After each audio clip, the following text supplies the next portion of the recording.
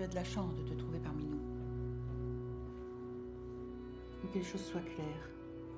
La première sortie de piste, c'est retour au tribunal. Est-ce que c'est clair?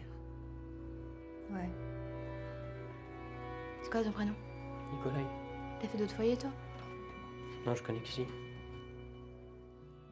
Le cœur noir des forêts, c'est un film où on peut se plonger vraiment sur un couple de personnages qui vont ensemble en fait sortir de leur foyer, essayer de fonder une famille qu'ils n'ont pas pu avoir et trouver l'amour à leur façon. Je vous conseille d'aller le voir parce que oui, une bande son incroyable, des images aussi super.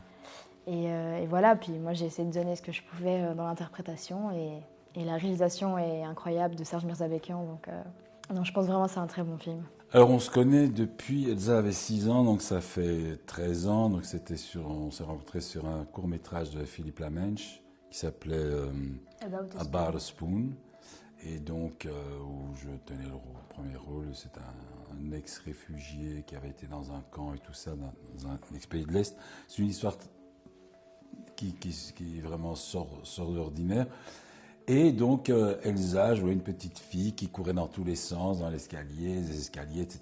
Et puis avec une autre bande de gosses qui avait un rôle assez intéressant au final sur le film. Et donc voilà, j'ai eu directement un coup de cœur pour elle. Et puis après on s'est un petit peu plus perdu de vue jusqu'à ce qu'elle joue dans Clem et tout ça. Puis on s'est revus il y a 3 ans, 4 ans. 4 ans maintenant, je pense. Ouais, et puis depuis lors, oui, je la suis. Et puis maintenant, on est voisins, donc ce qui nous permet de travailler ensemble de temps en temps. On s'entend bien en fait en tant que personne, même professionnellement, enfin en fait sur tous les plans. Ouais, voilà, moi je le vois comme mon mentor, mais à la fois comme mon ami, et puis comme un papa de cinéma. Donc enfin vraiment, il y a plein d'étiquettes que je pourrais les mettre dessus. Et ouais, je pense qu'on bosse bien ensemble, donc c'est cool d'avoir quelqu'un en fait qui peut nous aider pour répéter une scène ou même juste parler en fait de notre métier, parce que pour mieux comprendre il n'y a qu'un acteur pour comprendre le métier d'acteur, vraiment. Donc voilà. Ce qui évidemment explique aussi que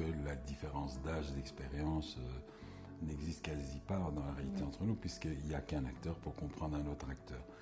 Je rajouterai aussi que en ce qui me concerne, pour répondre à la question que vous n'avez pas encore posée, mais j'anticipe, j'ai aussi le besoin de transmettre.